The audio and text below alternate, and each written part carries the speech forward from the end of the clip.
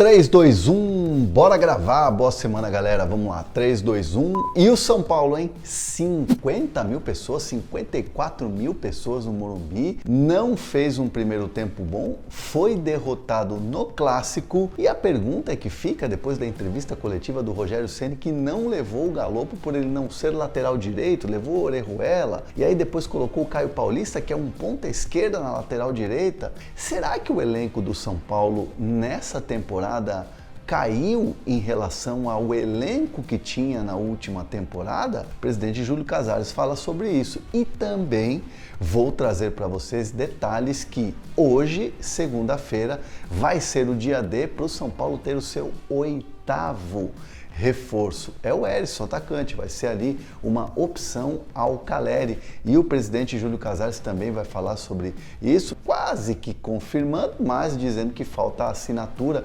E eu quero trazer todos esses detalhes para vocês depois dessa derrota de vaias na torcida do São Paulo e muitos protestos no intervalo do jogo para exatamente o presidente Júlio Casares. Eu quero trazer todos esses detalhes e bastidores do Morumbi também. Mas antes, se inscreve aqui no canal, ative as notificações, compartilha os vídeos. Todos os dias tem informação e muita informação para vocês. E não esquece também de usar o cupom da Centauro, o cupom mais usado da Centauro é o Hernan10, que te dá 10% de desconto na compra dos seus produtos da Centauro, que é sempre show de bola, beleza? Bastidores do Morumbi, né? O São Paulo ano passado tinha um time experiente, tinha, por exemplo, o Patrick, que foi embora, tinha o Éder, tinha o Miranda, né? Alguns jogadores que foram saindo, o São Paulo que não renovou contrato com esses atletas, foi rejuvenescendo o elenco e hoje é um elenco que tem praticamente assim, vamos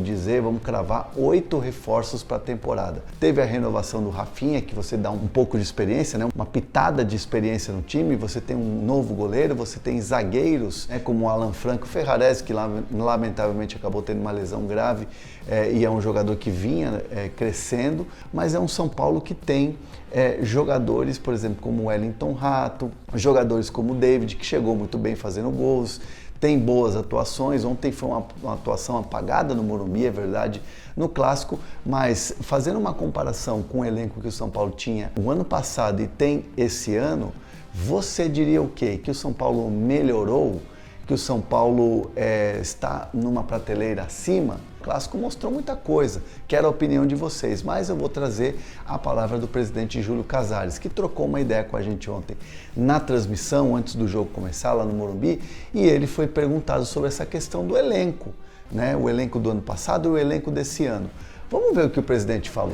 Eu acho que mudou o perfil, baixou a faixa etária e jogadores que precisam de conquista, não que os outros não precisavam, mas já eram jogadores, alguns consagrados, com algumas passagens. Esses jogadores, esse perfil, são jogadores que precisam de afirmação, de títulos, e o São Paulo precisa, exatamente. Então acho que foi um casamento bom, vamos ver, tá indo bem, com calma, mas é um time assim muito aguerrido e que tem intensidade, que é uma coisa que o Rogério gosta, né? E o futebol precisa. Então acho que essa é a mudança. Bom, fato é que o Rogério Ceni, na entrevista coletiva, acabou colocando assim em dúvida algumas situações, como por exemplo essa questão do número de estrangeiros. O Galopo ontem e o Gabriel Neves, mais uma vez, ficaram fora da lista de relacionados pela quantidade de estrangeiros. E o Rogério chegou a citar falta de planejamento em relação a contratar jogadores estrangeiros que ultrapassam o limite. Lembrando que o São Paulo uniu forças, né, com o Palmeiras até para essa questão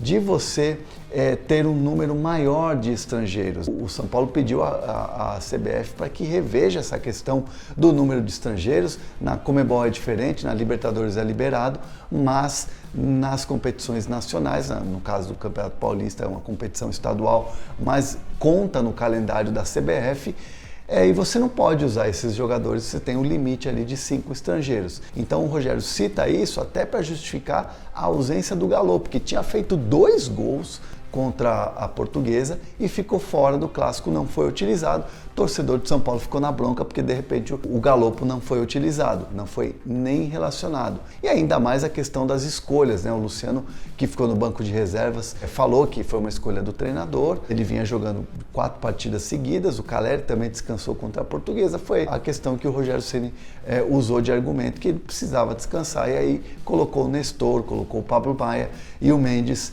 como 3 jogadores ali de meio campo nesse clássico contra o Corinthians. É uma questão de análise, é uma questão de entrosamento desses jogadores que estão chegando, e aí entra um pouco também do trabalho da comissão técnica para fazer com que esse time tenha melhores atuações. Frustrou o torcedor? Frustrou muito, né? 54 mil pessoas, Morumbi lotado, um ambiente muito bom, um clássico, mas o time não teve um bom desempenho, principalmente no primeiro tempo. O segundo tempo foi até melhor, mas não conseguiu, não foi suficiente para ao menos empatar com o Corinthians no estádio do Morumbi. E nessa pegada de reforços e de mudança, o Herisson está vindo mesmo para o São Paulo. Rescindir, ou já deve ter rescindido o contrato com o Estoril de Portugal, aí ficaria com um contrato com o Botafogo, né?